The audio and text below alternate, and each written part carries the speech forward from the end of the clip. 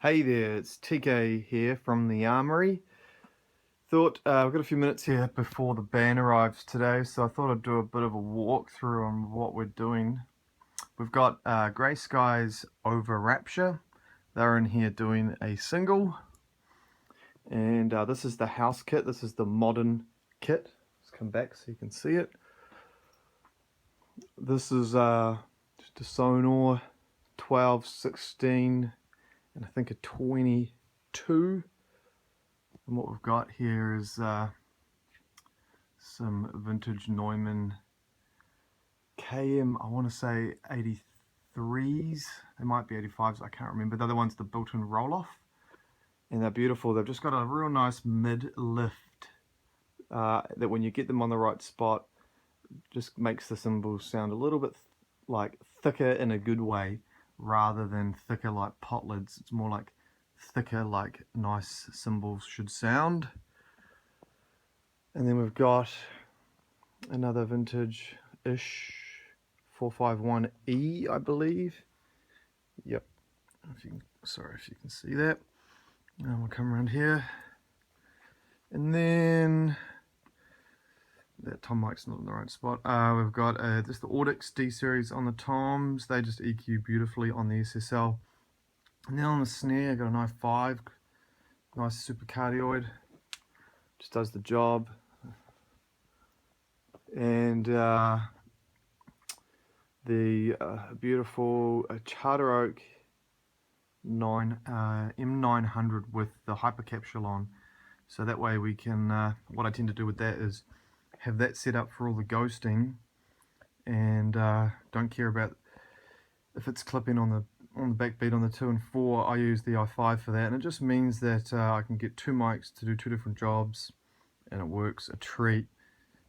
You duck the condenser from the dynamic so that it's not distorting. 57 on the bell, can't go wrong. Excuse me. And then the D6 again. On this sort of high tempo metal stuff, the D series just is amazing, really does do the job. And then a sub kick. And then out in the room, we've just got our Cascade Vinjet with transformers, sort of the poor man's Coles.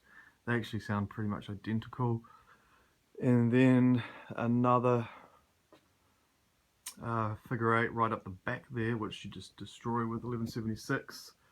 And then actually the one that I've missed is a Royer up in the roof. You can just see that. I have that permanently mounted up there for a mono. That sounds fantastic.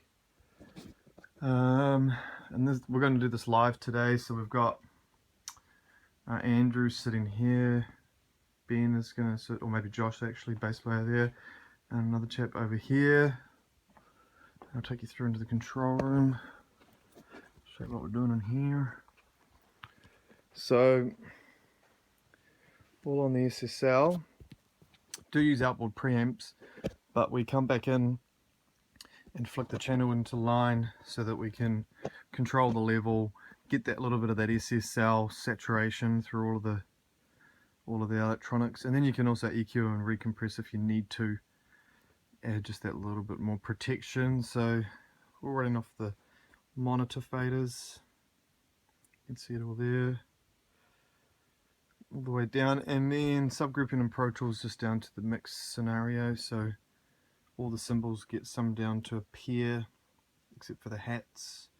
Got to have some control on those for automation. Kicks, snare again, toms. I mean, usually when there's more toms, it gets summed down to a stereo pair. Rooms, the far room, and then this is just for tracking on the guitars and bass. We'll probably relook at how that comes back in. But in terms of the outboard, hats are going through the 511 Rupert Neve, which is one of the most flexible preamps there are, in my opinion. Drums are kind of using a lot of Neve color, even though this is sort of highish tempo metal.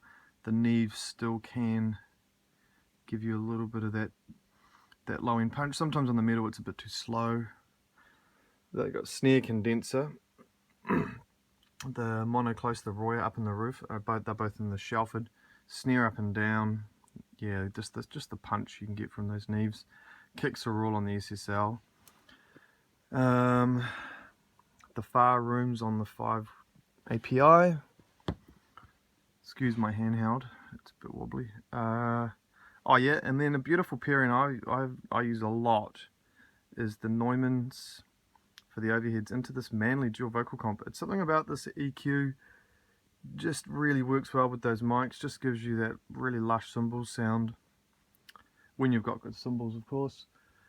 And then what have we got over here? Oh yeah, out of the Neves into the distresses for the snare. Oh, that's lost its setting. Must get some new batteries for it. Oh, that was on 4 to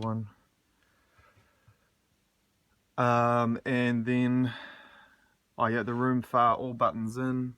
Can't quite see that in this light, although it is turned off. I usually have it around there.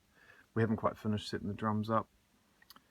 And that's about it really. So just a little bit of Neve on the snares in the rooms, 511 on the hats, API on the room, far, and snare on the condenser, and